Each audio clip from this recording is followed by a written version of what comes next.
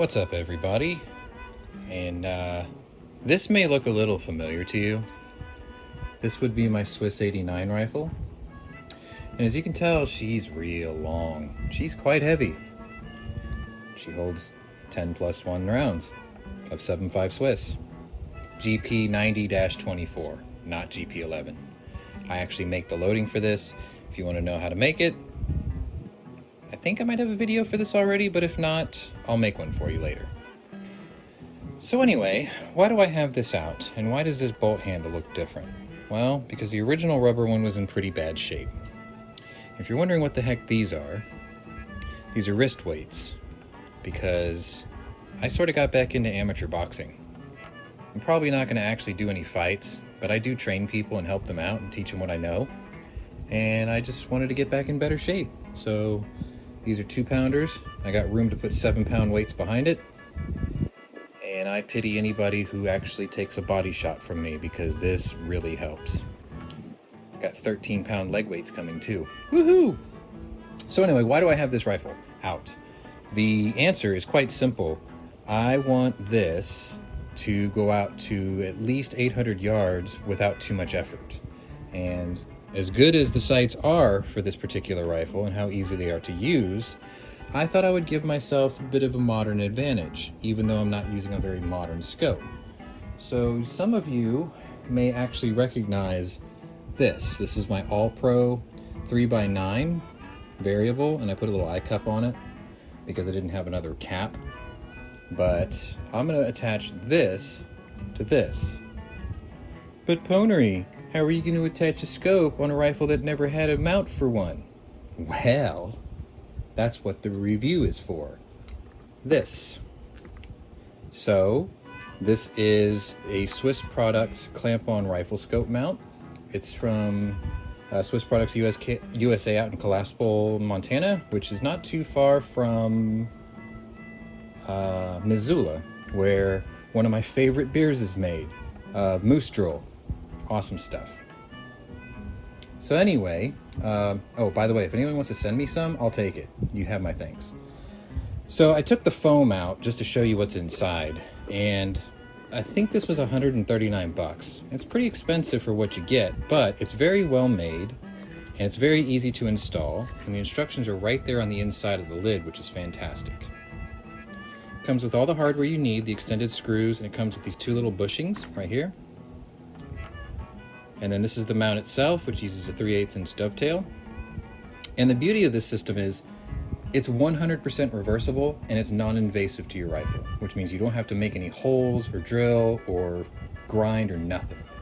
So what I'm going to do next is, according to the instruction, let me put that back in there for a second, is we'll flip it over. We'll take the 2 action screws out here.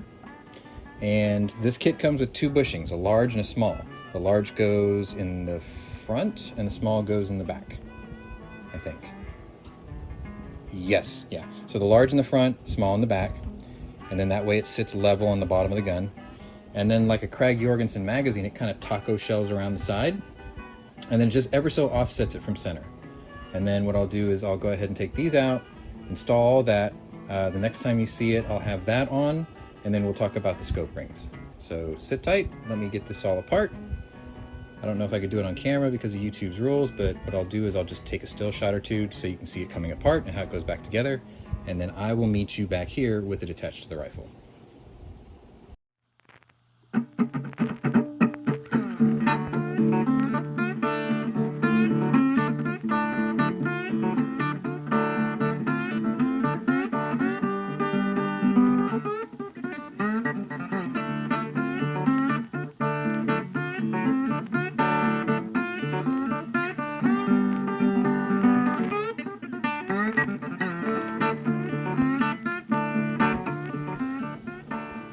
Okay, so this is with it installed. The instructions are very specific about not tightening these all the way and pulling out your bolt and setting up your center line and all that. I've got it in there just kind of quarter turn tight for now, but I'll use a level later to make sure that this is actually where it's supposed to be. But as you can see, it's ever so slightly off center. That way you have room for your ejection. So next what I'll do is I'll just put on these generic scope rings for 3/8 mount and hook that joker up. And then we should be done. Like this is a quick and dirty. And this isn't like the cleanest, rifle in terms of its stock condition, but go back and look at this old gat on this rifle and you'll see what I started with and what I ended up with and how little I paid for it. And I'm quite happy with it. So anyway, sit tight. Here we go. A few moments later. Okay, so there it is, fully installed. I've got it sort of where I need it on my face. It is a little tall, to be honest, but my cheekbones make me use bizarre mounts anyway. So essentially this is going to be a bench rifle anyway, so I'm not really worried about it. I can move my face to the scope, not the gun to my face. But I mean, in terms of fit and finish and how it went together, pretty easy, not too terrible. The total installation, honestly, from start to finish, not even 5 minutes.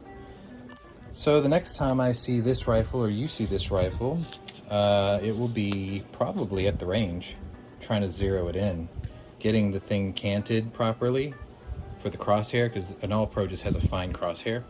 That was a little bit of a chore, but I've got it pretty close. What I should have mentioned before was all I needed to do this was a hollow ground flat bit like this, and I had the right bit for my screwdriver for the Allen key, but Swiss Products does give you the Allen key, and actually the scope mounts that I bought too, or the scope rings I bought, it came with an Allen key also. But that's all there was to it. I mean, there's really not a lot to these things. They're pretty simple. So anyway, what do I think about quality? I think it's really well made. What do I think about value for money? Well, when you're basically the only game in town for these things, you can name your price. Do I honestly feel like I spent too much? Not really. I mean, it's a buy once, cry once. Plus, I can always take it off. If I ever get a K11, I can put it on that. If I ever get a 9611, I can move it to that. So that's always pretty cool. Does not fit on a K31. It specifically says this does not fit on a K31. They have a different mount, so, and it's cheaper too. So if you have a K31 and you want to do this, they've got 2 different mounts for that as well. One is a drill and tap, one of them is pretty non-invasive like this.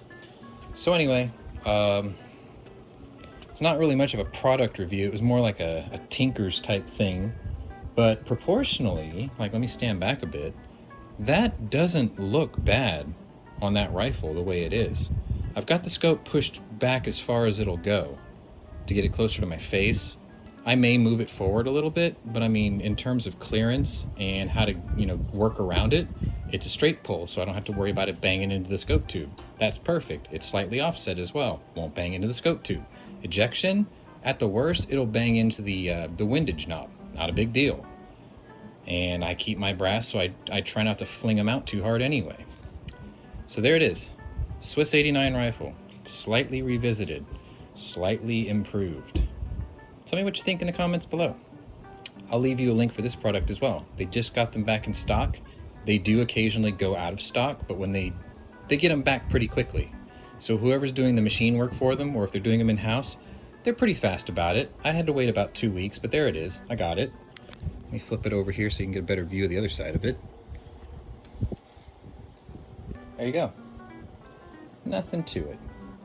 Kind of an old scope for a very old rifle. Anyway, guys, if you're new to my channel, welcome. If you're a regular here, welcome back. Maybe check my other playlists. See if those interests are of interest to you. I also do penny arcades, which is just sort of like my video game reviews.